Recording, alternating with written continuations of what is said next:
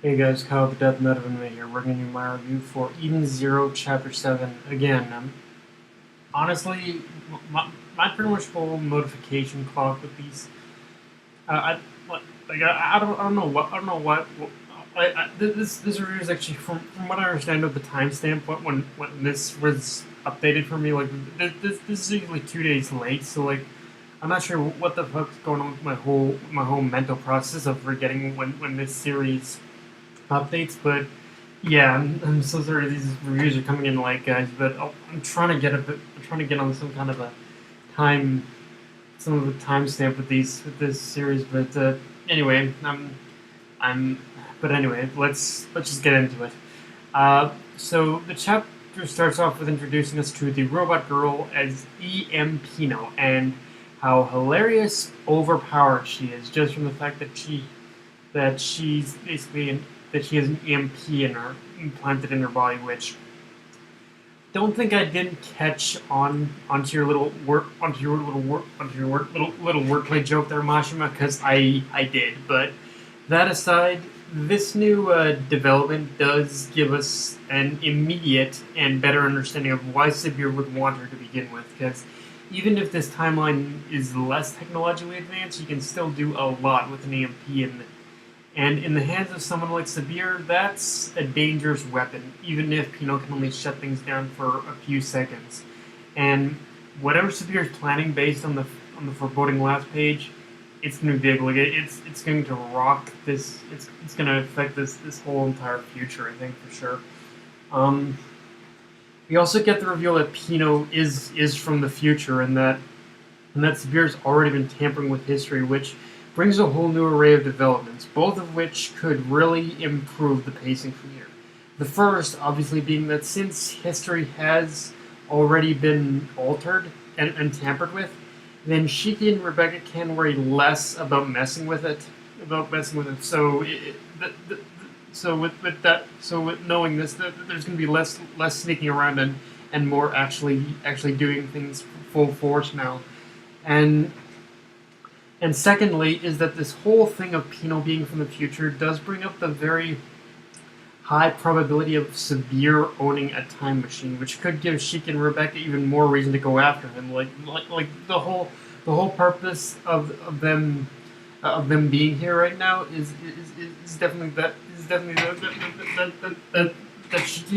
Sheik and Rebecca are trying to find a way home. So if Sabir has a time machine, then that would definitely give them a reason to, in order to go after him for sure. And yeah, I mean, right now that's kind of one of those things that is just a theory, but I'm kind of hoping that is the case for sure. I mean, it would make sense if Pino is from the future, unless is from the future. Um, and yeah, if there's any if there's anything that this chapter proves is that Weisz matured very slowly. Although with this reveal that he's been a former comrade of Sabir means that he's already on the path to being the better and wiser person that he nearly ages into. The only question is what's going to be the trigger. Because I'm still sticking by Pino being that trigger. Although with all this information we've gotten so far, I think it's likely that Pino is, for lack of a better term, a dead bot walking in. I can't say for sure if Mashima has the balls to go that far so early into the series, but I hope he does because, like, we pretty much already got an emotional scene with her in this chapter, so it would kind of make sense in order to go that route too. And now, one thing that has been kind of reinforced in this chapter is that Pino keeps mentioning a master, and let's see, Pino mentions a master. Pino's from the future. Um, yeah, I think I'm again. This is kind of pushing forward what we basically know, and this would even make and honestly this would even make more sense if it wasn't if Pino did have something to do with Weiss's change in this timeline, but I think I think Pino is basically the master of the older Weisz, older Professor Weisz. Like it honestly, so far so far from the way this chapter laid out, the stars are aligning too perfectly for Verge that so perfectly that it wouldn't make sense for Verge that not to be the case. Like Weisz, like the older Weisz has to be the owner of Pino. It would just make too much goddamn sense. Like it, yeah. If it isn't, then I'm gonna call it a little bullshit on that because, like I said, things are just lining up too nicely for that,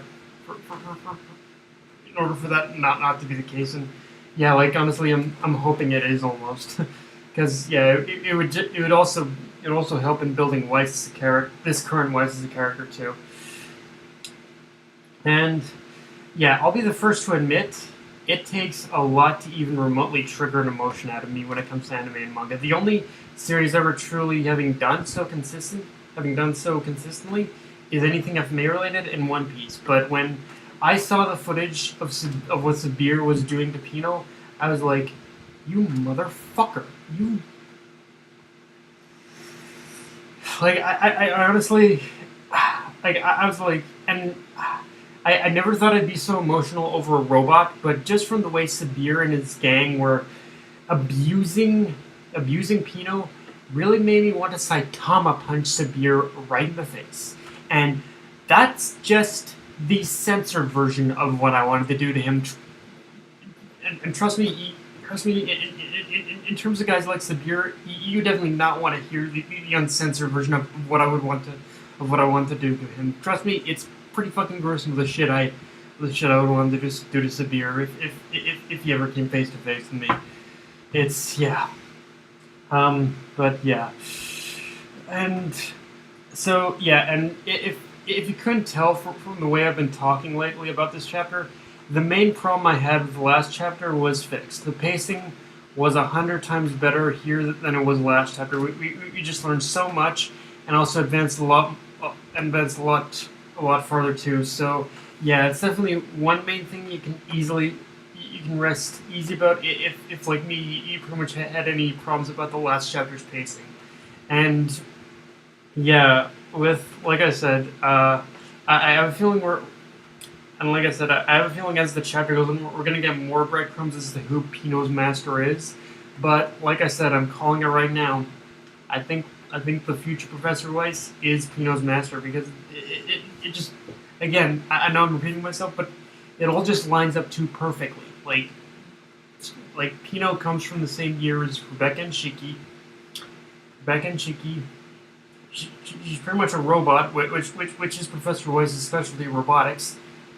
And yeah, it's like, and Weisz ends up meeting her too. Like it all just lends it too perfectly in order for it to be a coincidence. But yeah, guys, that's my review. If you enjoyed the video, like, comment, subscribe, follow me on Twitter, Facebook. Death Night of Anime, signing off. Later, guys.